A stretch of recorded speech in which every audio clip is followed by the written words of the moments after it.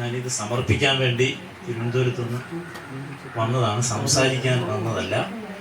ഇവിടെ ബഹുമാനപ്പെട്ട പ്രിൻസിപ്പൾ അദ്ദേഹം നിരന്തരം കുട്ടികളോട് സംസാരിക്കുന്നത് കൊണ്ട് അദ്ദേഹത്തിൻ്റെ ആ സംസാരത്തിൻ്റെ ഒരു ശൈലിയും താല്പര്യവും ഞാൻ മനസ്സിലാക്കുകയായിരുന്നു. പിന്നെ ഉഴവൂർ പഞ്ചായത്തിൻ്റെ ആദരണീയനായ പ്രസിഡന്റ് മരങ്ങാട്ടുപള്ളി അദ്ദേഹം ഇമ്മാനുവൽ മനുഷ്യനാകുന്നു എന്ന ഒരു സിനിമയുടെ പരസ്യം ഓർക്കുന്നുണ്ട്. അപ്പം മനുഷ്യർ ഇല്ലാതാവുന്ന ഒരു കാലത്ത് ഇത്തരത്തിലുള്ള യോഗങ്ങൾ, സംഗമങ്ങൾ, ലയങ്ങൾ അത് ജീവിതത്തെ കൂടുതൽ അർത്ഥവത്താക്കും. ജീവിതത്തെ കൂടുതൽ അർത്ഥവത്താക്കും പറയുന്നത് ജൈവ വൈവിധ്യ ദിനമാണെന്ന്. ജൈവം എന്ന് പറഞ്ഞാൽ ജീവനുള്ളത് എന്നാണ്. അതുമായി ബന്ധപ്പെട്ട് ഏറ്റവും കൂടുതൽ നമുക്കറിയാവുന്ന ഒരു പദം ജീവിതം എന്ന് പറയുന്ന ഒരു പദമാണ്. നമ്മുടെ ജീവിതത്തിൻ്റെ അവിസ്മരണീയമായ ഒരു ദിനവും ഒരു മുഹൂർത്തവുമായി തീരട്ടെ എന്ന് ആശംസിക്കുകയാണ്. ഇത് ഒരു വീട്ടുമുറ്റത്താണ് നടക്കുന്നത്. ഒരു കുടുംബ സംഗമമാണെന്ന് പ്രിൻസിപ്പൾ അവർ പറഞ്ഞു. കുടുംബം എന്ന് പറയുന്ന ഒരു വാക്കിൻ്റെ അർത്ഥം കൂടുമ്പോൾ ഇമ്പം ഉണ്ടാകുന്നത്, സന്തോഷം ഉണ്ടാകുന്നത് എന്നാണ്. ഇപ്പോഴ് ഈ വീടിന് നമ്മൾ പറയുന്ന ഒരു പദം ആലയം എന്നാണ്. ഒപ്പമുള്ളവരുടെ ഹൃദയം ലയിച്ചു ചേർന്നിരിക്കുന്ന സ്ഥലത്തിനെയാണ് ആലയം എന്ന് പറയുന്നത്. അതുപോലെ തന്നെയാണ് ആതുരാലയം, ദേവാലയം. ഈശ്വരൻ്റെയും ഭക്തൻ്റെയും മനസ്സ് തമ്മിൽ ലയിക്കുന്ന സ്ഥലം. ഡോക്ടറുടെയും രോഗിയുടെയും മനസ്സ് തമ്മിൽ ലയിക്കുന്ന സ്ഥലത്തിനെയാണ് നമ്മൾ ആതുരാലയം എന്ന് പറയുന്നത്. ഇത്തരം ലയങ്ങളിലൂടെ കടന്നു പോകുമ്പോൾ ജീവിതത്തിൻ്റെ യാദൃച്ഛികതയിൽ അല്ലെങ്കിൽ മനഃപൂർവ്വമായോ സംഭവിക്കാവുന്ന മുഹൂർത്തങ്ങൾ വിദ്യാർത്ഥികളെ സംബന്ധിച്ചാണെങ്കിൽ നിങ്ങളുടെ ജീവിതത്തിലെ ഏറ്റവും മഹനീയമായ ഒരു മുഹൂർത്തമായി കരുതാം. ഞാൻ ഇന്നലെ ഈ ദൈവവൈവിധ്യത്തിൻ്റെ കാര്യം പറഞ്ഞപ്പോൾ സഹ്യപർവ്വതത്തിൻ്റെ നെറുകയിലായിരുന്നു. അതിൻ്റെ കഴിഞ്ഞ ദിവസം മരുത്വ മലയിലായിരുന്നു. അതുപോലെ തന്നെ ഹിമാലയത്തിൻ്റെ താഴ്വരയിലൂടെ അലഞ്ഞു തിരിയാൻ എനിക്ക് കഴിഞ്ഞിട്ടുണ്ട്.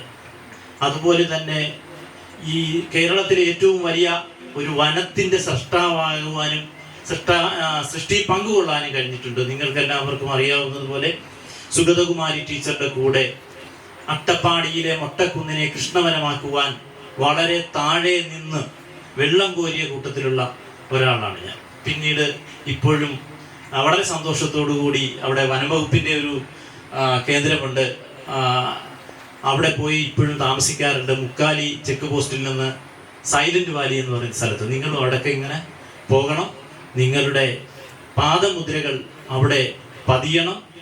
ജീവന് വേണ്ടി ഭൂമി കേണുകൊണ്ടിരിക്കുന്ന സമയത്ത് പ്രകൃതി എന്ന് പറയുന്നത് എന്താണെന്ന് മനസ്സിലാക്കണം. ഞാനിപ്പോഴ് ഈ പുരസ്കാരം അദ്ദേഹത്തിന് കൊടുക്കുമ്പോൾ എൻ്റെ മനസ്സിലുണ്ടായിരുന്നത് കേരളത്തിലെ ഏറ്റവും ദേശീയ അവാർഡ് ലഭിച്ച കല്ലൂർ ബാലൻ്റെ ജീവിതം. അതാണ് ദേശീയ അവാർഡ് ലഭിച്ച ഒരു ഡോക്യുമെൻ്ററി. എല്ലാ വിദ്യാർത്ഥികളും അധ്യാപകരും പ്രകൃതി സ്നേഹികളും കണ്ടിരിക്കേണ്ട ഒരു ചിത്രമാണ്. അതിൻ്റെ ഒരു സ്ക്രിപ്റ്റ് റൈറ്റിങ്ങിൽ ഞാൻ പങ്കെടുക്കുകയുണ്ടായി. അത് നിർമ്മിച്ചത് മെഡിമിക് സോപ്പ് കമ്പനിയുടെ ഉടമസ്ഥൻ ഡോക്ടർ എ വി അനൂപ് അവർകളാണ്.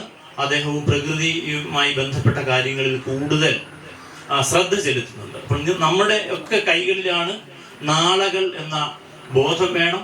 ഇവിടെ ഈ കലാലയത്തിലെ വിദ്യാർത്ഥികൾ ഇവിടെ എത്തുകയും ഒക്കെ ചെയ്തിട്ടുണ്ട്. അതുപോലെ തന്നെ എനിക്ക് ബഹുമാനപ്പെട്ട പഞ്ചായത്ത് പ്രസിഡന്റിനോട് നിർദ്ദേശിക്കാൻ സാറേ എനിക്ക് പഞ്ചായത്ത് പ്രസിഡന്റിനോട് ഒരു കാര്യം നിർദ്ദേശിക്കാനുണ്ട്.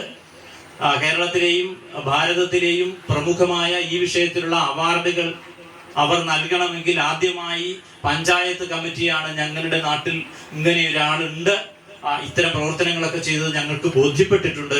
അദ്ദേഹത്തെ പത്മ ഉൾപ്പെടെയുള്ള അവാർഡിന് വേണ്ടി ശുപാർശ ചെയ്യണം. ആ ശുപാർശയാണ് സെക്രട്ടേറിയറ്റിൽ നിന്നും ബന്ധപ്പെട്ട വകുപ്പ് തലങ്ങളിലേക്ക് പോകുന്നത്.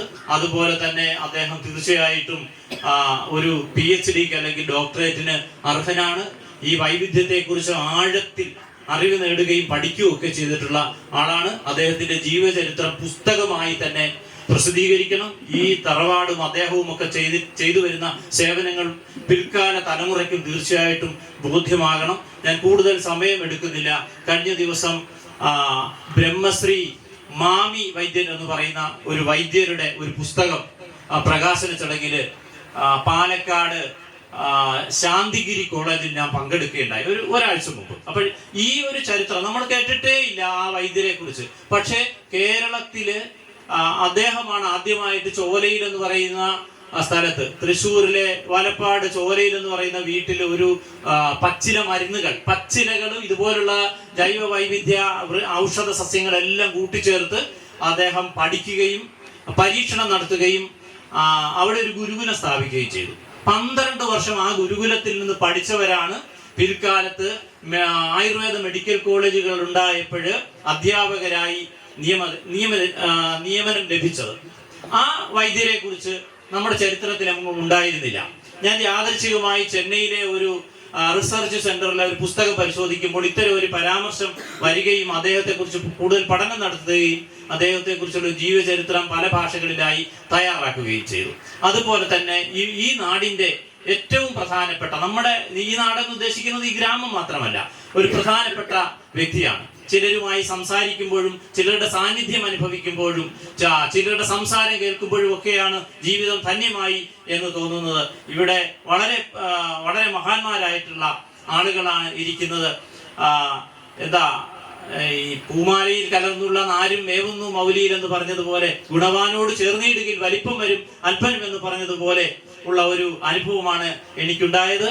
ഈ അവസരത്തിൽ ഈ പുരസ്കാരം അദ്ദേഹത്തിന് കൂടുതൽ പ്രചോദനം നൽകട്ടെ എന്നും മറ്റുള്ളവർക്ക് അദ്ദേഹത്തെ ആദരിക്കുവാനും അദ്ദേഹത്തിന്റെ സേവനങ്ങളെ കൂടുതൽ മേഖലകളിലേക്ക് ഉയർത്തുവാനും നമ്മുടെ നാടിന് എക്കാലത്തും പ്രയോജനപ്പെടുന്ന രീതിയിൽ അത് ആകുവാനും സാധിക്കട്ടെ എന്ന് ആശംസിച്ചുകൊണ്ട്, കുട്ടികളോട് കുടലയുടെ വേദാന്ത പടുമൊഴികളോതാത്ത, കുതറും മനുഷ്യന്റെ കുടൽമാല കീറാത്ത, തളരും മനുഷ്യന്റെ തലവെട്ടി വിൽക്കാത്ത, ഉന്നായ്മയില്ലാത്ത, കുശുകുശുപ്പില്ലാത്ത, കൂടോത്രമില്ലാത്ത, കരളുകൾ കരയാത്ത സംസ്കാരത്തിന് പതാക വഹിക്കുവാൻ നിങ്ങൾക്ക് ഏവർക്കും ആവട്ടെ എന്ന് ആശംസിച്ചുകൊണ്ട് നിർത്തുന്നു. ജയ് ഹിന്ദ്.